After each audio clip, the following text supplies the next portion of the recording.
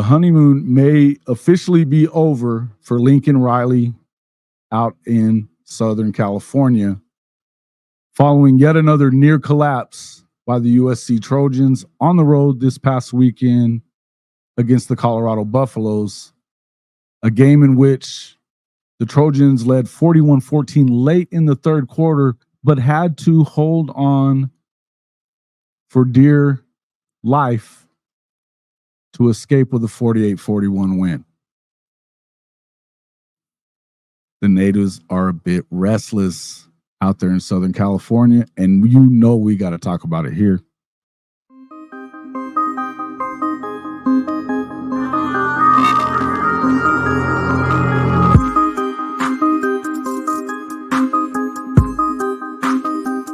Let's go!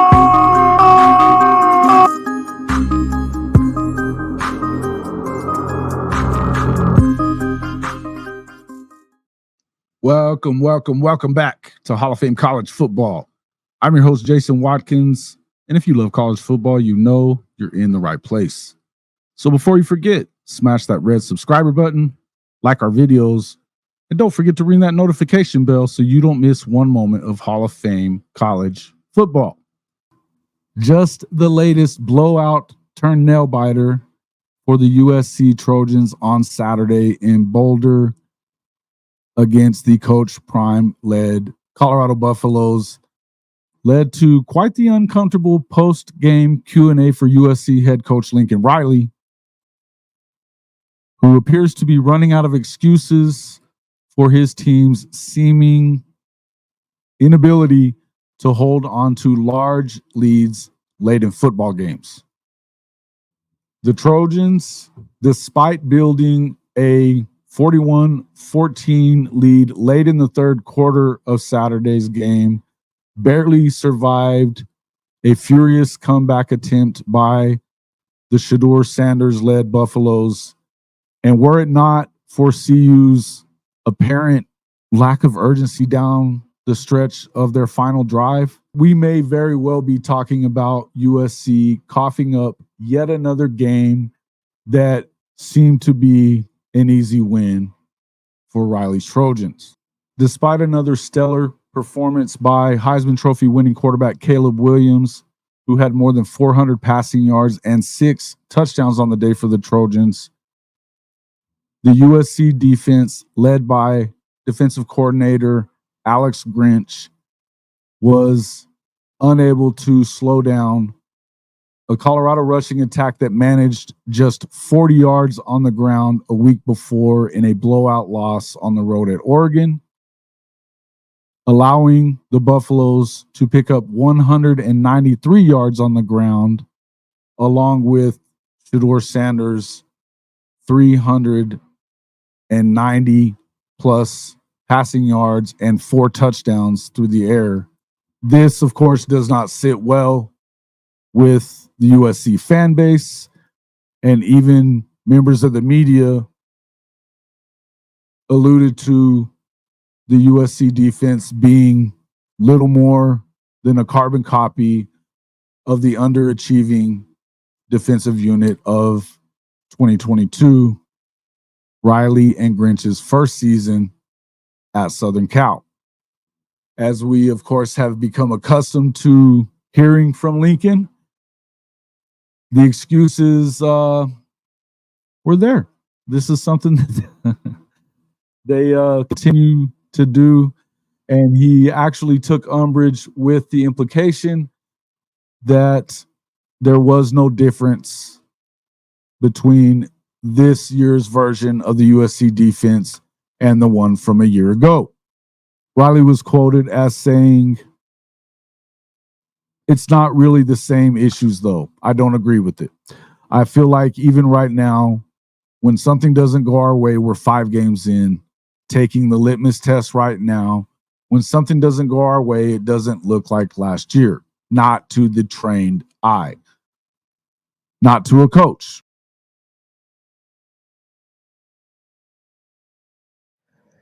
What the hell did you just say?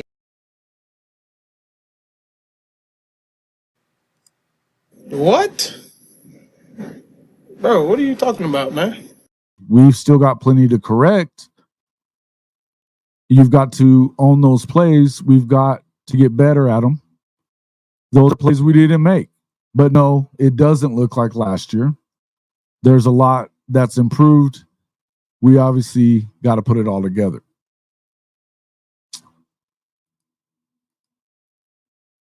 Oregon only gave up 40 yards on the ground to them. You give up almost 193. And this comes on the heels of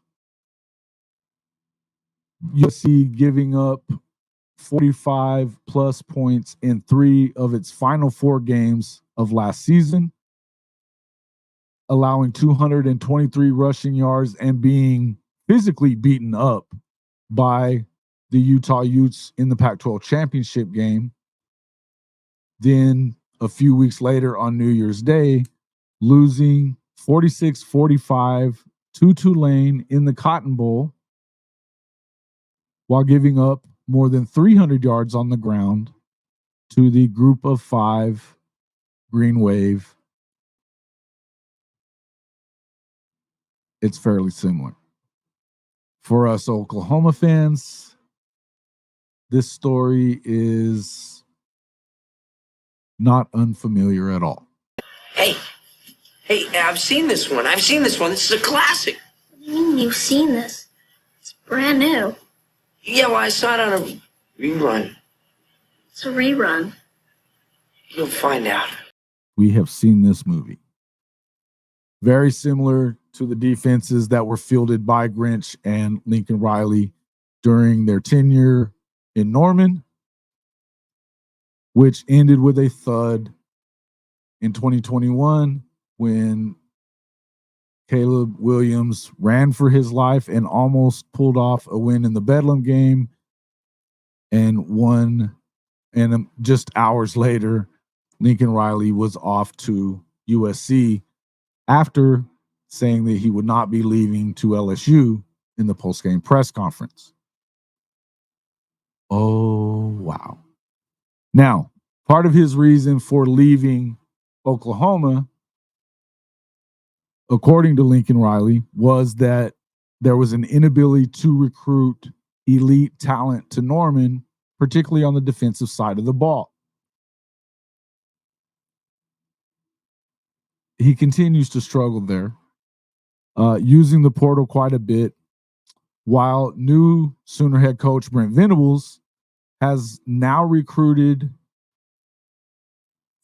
6 top 100 defensive players in 2 seasons of recruiting time at Oklahoma. The first one, obviously, salvaging a top 10 overall recruiting class in a little over a month after getting the job following Riley's departure. His 2023 class included 2 5-star defensive players in Peyton Bowen from Denton Guyer, along with PJ Adebawari from Kansas City, a top 4 overall defensive line prospect.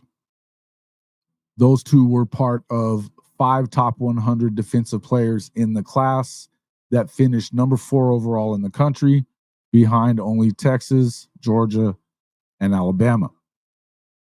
They also picked up 5-star quarterback Jackson Arnold, and this season have already gotten commits from the number 1 running back in the country, 5-star Taylor Tatum, who was also being recruited by USC, along with 5 blue chip defensive line prospects headed by David Stone Jr. out of IMG Academy, along with top 100 defensive tackle Nigel Smith, defensive end high 4-star and highly coveted Danny Okoye, an in-state talent from the defensive end position, and David Stone's teammate at IMG Academy in Florida, Jaden Jackson.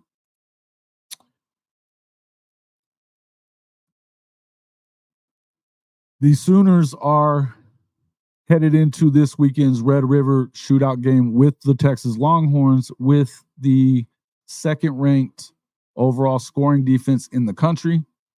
And after picking up some strong defensive line prospects and overall defensive prospects, both in the transfer portal, along with that 2023 number 4 high school class.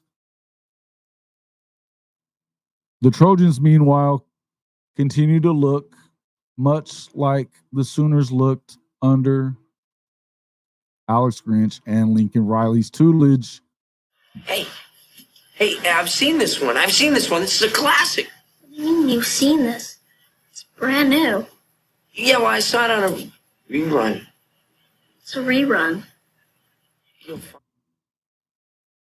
And much like they looked in LA in their first season at SC. Guys, it's not a whole lot different, and you can't really expect it to be so. The truth is, Lincoln Riley was running away from the deficiencies that he created in Oklahoma. USC fans have not wanted to hear this.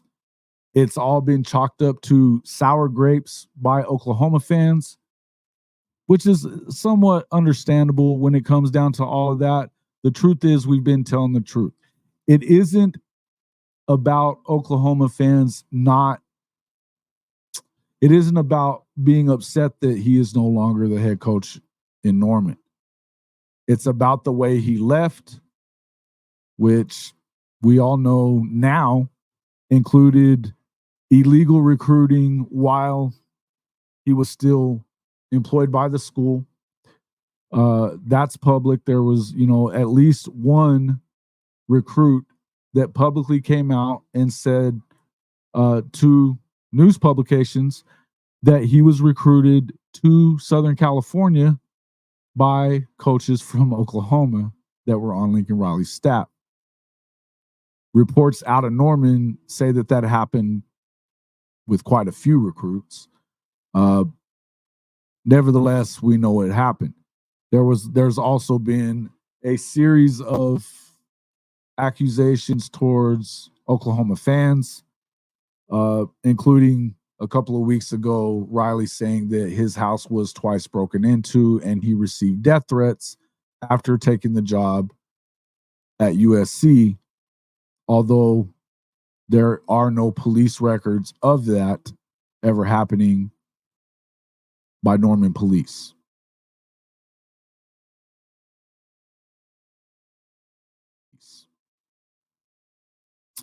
Nevertheless, we continue on.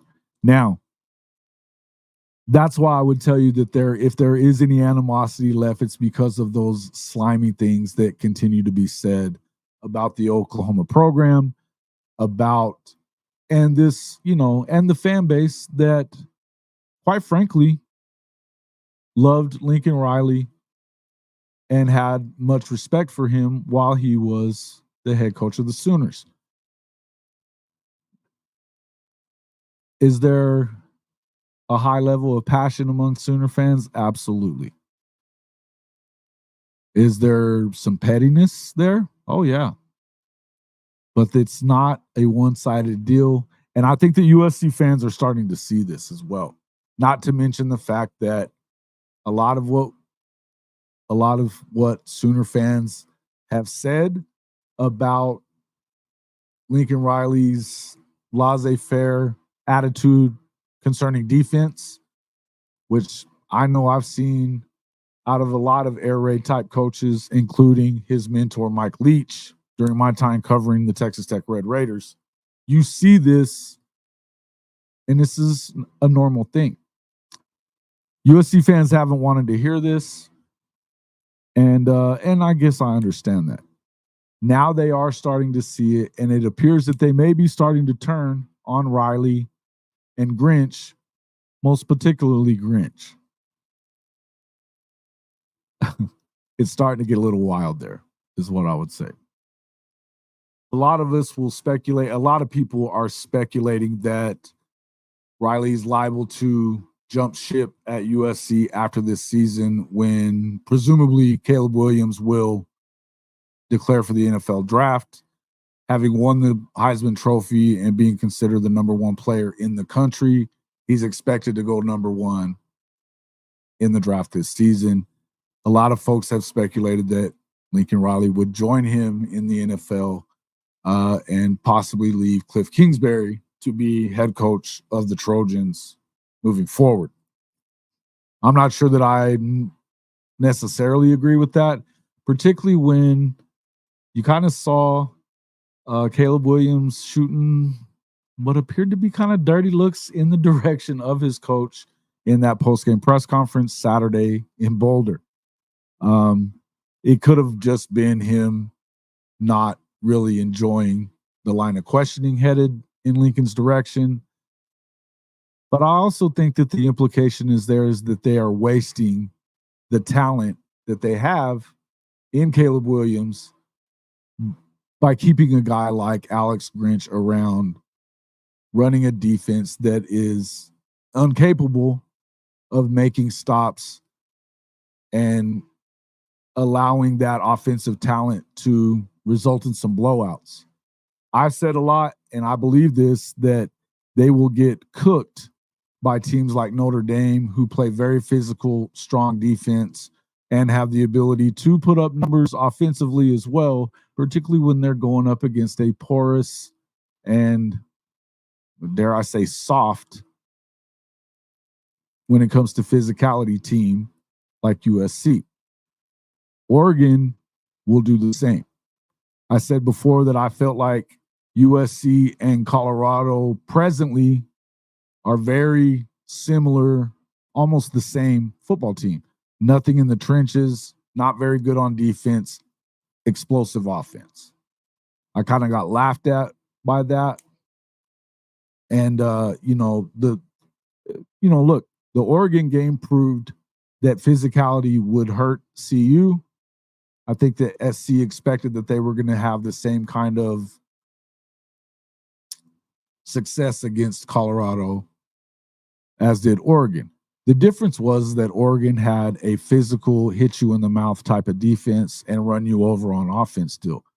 They only allowed 40 yards of rushing out of Colorado, while you get 193 out of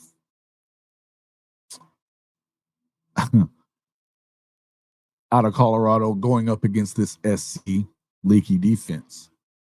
Against Oregon, Colorado, Shedeur Sanders managed just 159 passing yards and 1 touchdown late in the game.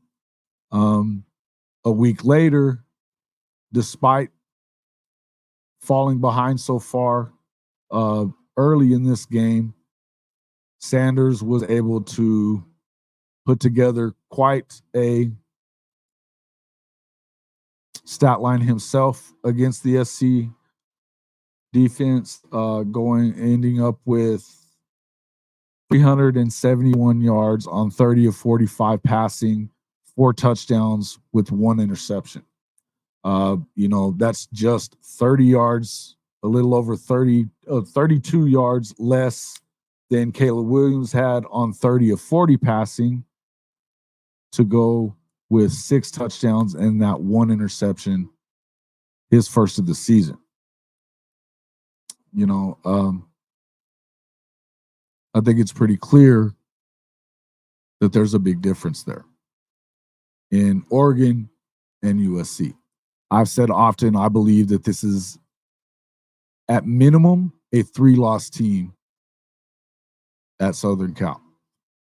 I can see as many as 5.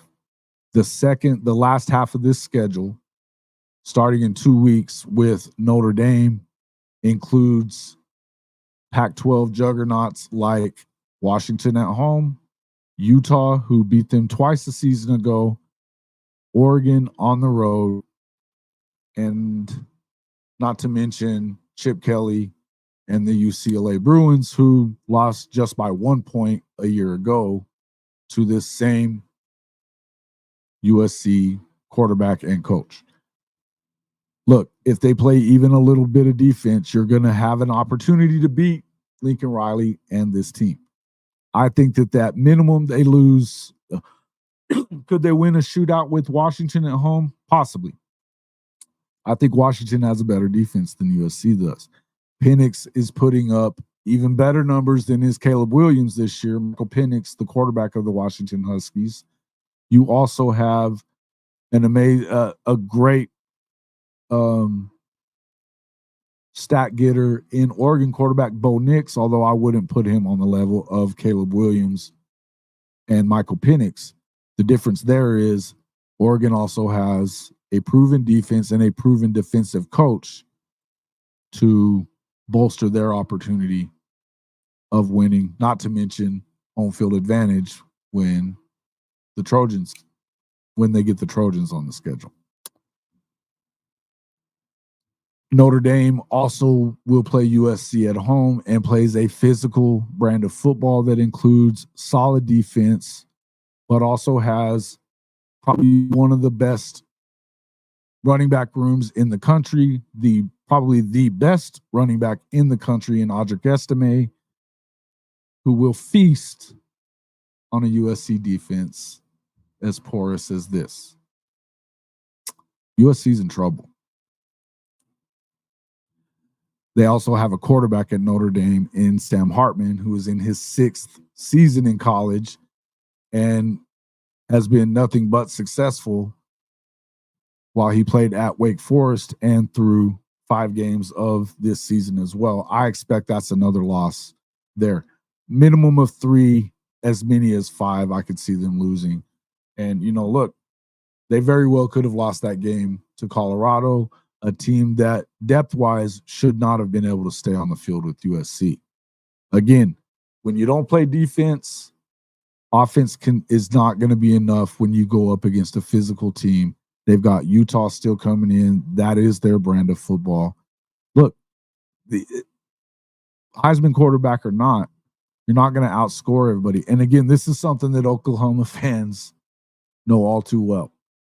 4 trips to the playoff with Lincoln as either head coach or offensive coordinator, 3 losses by double-digit points against unbelievable defenses. 1 time against Clemson, whose defense was led by now Sooner head coach Brent Venables. They feasted on Lincoln Riley's offense that day, as did Alabama and later LSU in the playoff. Kind of is what it is. In the end, this is not unexpected for me. It's not unexpected for this audience, I'm sure. But I think that there's a very big question about whether or not the honeymoon is actually over for Lincoln Riley now in Southern California. Will he be forced to make the move and fire Alex Grinch? If you remember, in his 2nd season as head coach for Oklahoma, it was after 5 games that he was finally allowed to fire Mike Stoops as defensive coordinator and bring in Alex Grinch to replace him the next season. The wonder here being, will he do the same thing, get rid of Grinch because he's being under pressure? Folks, if you are not already a subscriber to the program, we ask that you please do. We are approaching 2,500 subs as we speak. We would love to have you a part of this community. If you would like to become a channel member, a member of the Hall of Fame Mafia, you can do so by just hitting the join button that is there on your screen, or oops, wrong one again, or by going to the web address right above my head on the screen, youtube.com/@cfb-pod/join. Again, you can just hit that for as little as $2.99 a month. You become a member of the Hall of Fame Mafia, which allows you to member perks such as our Discord channel, members only content, videos, writing, certain emojis that you can get into, a lot of cool stuff that becomes just for, about less than half of one of your Starbucks coffees that we probably get every day. You can help out our channel quite a bit by becoming a member. Also, if you would like to jump on and grab some podcast merch, it's right on the screen above, on the right side above my head on your screen. Check out our SUC wear, Horns Down wear, and Hall of Fame Mafia attire, along with other designs in there as well. We also have our Fanatics partnership. Check out hofmedia.us/fanatics to get all your licensed memorabilia and obviously teamwear from hofmedia.us/fanatics. Up to 65% off everything in the Fanatics store just by using that link. It's not going to be a better price no matter what, anywhere you go on Fanatics. Just use our link. It helps us. We get a small commission. You get up to 65% off. It's a win-win. Another win-win is our partnership with Louisiana Grills, who are offering for our channel members up to, $100 off any grill or smoker in their Black Label line just by going to our web address, hofmedia.us/Louisiana-grills. Unbelievable stuff that they have there. We also will have some new sponsorships ahead. Hey, we enjoy how quickly this platform has grown for us, this community. We'd love to have you to be a part of it as well. The easiest and free way to support the channel is just to make sure you hit that like button, share us with your friends that love college football, love the Sooners.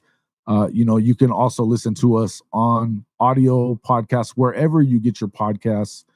It's Hall of Fame college football, whether it be on Spotify, Apple Pods, Amazon, anywhere you get your podcast, you will find us. We appreciate you coming on. We will see you. We actually have more content coming your way over the next few days as we get ready for the Red River Shootout with the Texas Longhorns. This is just the third time in series history that both teams come into the game with undefeated records. The Longhorns, of course, coming in with the number 3 ranking in the country. Oklahoma comes in at number 12. Should be some kind of matchup Saturday in Dallas. We appreciate everybody coming out. Make sure you let us know what you think in the comments section and hit that like button. Become a subscriber if you're not already one. We will see you on the next.